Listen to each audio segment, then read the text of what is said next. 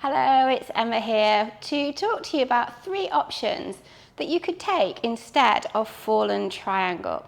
Now, fallen triangle, because it is an arm balance, is by its very nature quite a tricky pose. And if you have an injury to your wrist, your elbow, or your shoulder, you will really want to approach this pose with extreme caution and maybe even avoid it altogether.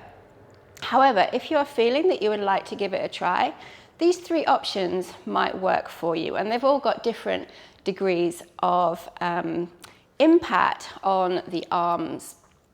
So the first option is if you were to bring your legs into wide angle, Patita Trikonasana, taking your feet as wide as it feels comfortable to go, and then bring one hand behind you and reach the opposite arm into the air. So there's minimal pressure onto this supporting arm. It's a very light touch of the hand to the floor or mat, but we still get the energetics of reaching up and finding lightness through the body, but we can feel very little pressure onto this supporting hand. And then you would do the other side. Keep reaching, reach, and then you'll feel the stretch, you'll feel the openness through the front of the body. And then exhale, release. So I really like that one. I think that's a really nice option that you could practice instead. Second option does involve coming into our plank pose. And you will have the impact, but it's on both arms rather than one arm. So we can get into a really good option by having both arms in plank. So wrists under shoulders, we'll step back into, let's go downward facing dog.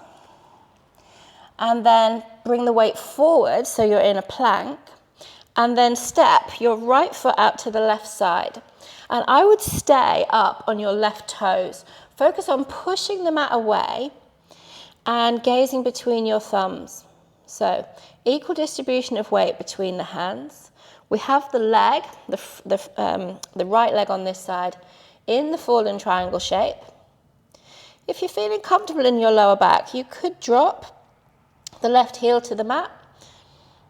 That is an option. Okay, let's do the other side. So let's come back to down dog, push back. Inhale, come forward to plank. And step your left foot out to the right side.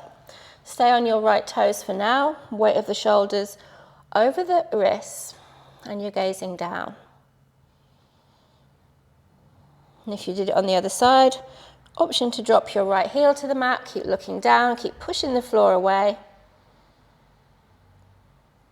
And then come back, downward facing dog, and then release. Okay, so that was option 2. Option 3, it's half side plank. This is a good pose that you could do if you didn't want to do fallen triangle. There is still some one arm impact of this, but it's not as significant as fallen triangle itself. So you'd start from kind of like you're setting up for gate pose. Step one foot out and have that arch in line with your knee. And then pop your supporting hand down and then either take your arms into like 6 o'clock shape, or you could reach up and away.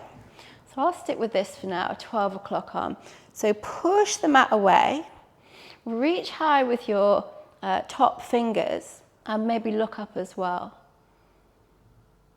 So there is impact here on the wrist, but it's not as significant because we have the support of the shin, the foot, the knee. Okay, and then you would walk it around and do the other side. So this one, more intense. But if you're working up and building your strength, this might be a nice option to take.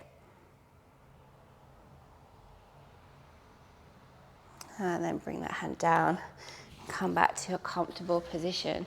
So maybe give one of those 3 options a try if you come across fallen triangle in practice. The second one is a really good one if you're able to have the balance on 2 arms instead of 1, because you will almost be in the same position as everyone else, which sometimes can feel nicer. If you have time to jump through and sit in wide angle, that's always a good one as well, because then you really have got the energetics of opening the body in the same way as if you were balancing on the one arm. But whatever you do, enjoy your practice and keep working at your poses.